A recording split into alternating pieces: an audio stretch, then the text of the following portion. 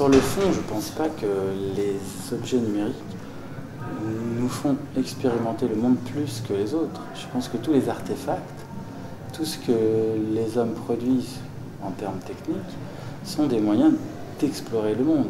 Simplement là, le mot exploreur ou explorateur, il peut avoir un intérêt dans le sens où le numérique, c'est un environnement technique nouveau. Même si on commence à s'y faire, ça reste quand même très nouveau. Et dans ce cas, ça peut nous faire penser aux grands explorateurs qui exploraient le nouveau monde, etc.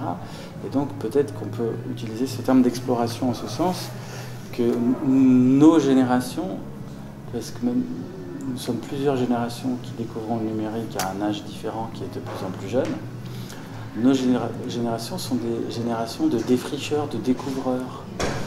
Et en ce sens, elles nous amènent peut-être à être beaucoup plus sensibles à l'expérimentation du monde que nous faisons à travers ces appareils, comme si on redécouvrait tout. Ah, on écrit avec un clavier, on redécouvre ce que c'est l'écriture. On se rencontre sur un site de rencontre amoureuse, on redécouvre ce que c'est des modalités de rencontre qui étaient devenues, par exemple, standardisées par des rituels sociaux, par exemple, etc. Donc, où on redécouvre ce que c'est prendre la parole en public avec Twitter ou les réseaux sociaux. Donc, ce qui est intéressant dans cette idée d'expérimentation, c'est que c'est comme si toutes les expériences de la vie que nous avions apprises à faire d'une certaine manière avec d'autres appareils, d'autres techniques, nous les redécouvrions parce que de nouvelles techniques proposent une nouvelle médiation entre le monde et nous. Par exemple, sur les réseaux sociaux, il y a une nouvelle médiation entre autrui et moi.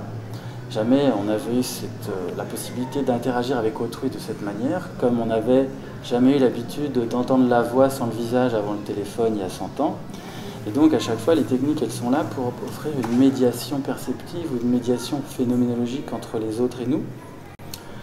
Et c'est en ce sens que toutes les techniques jouent ce rôle, le numérique aussi, sauf que comme c'est nouveau, on est dans une phase qui dure plusieurs décennies de découverte, de défrichement.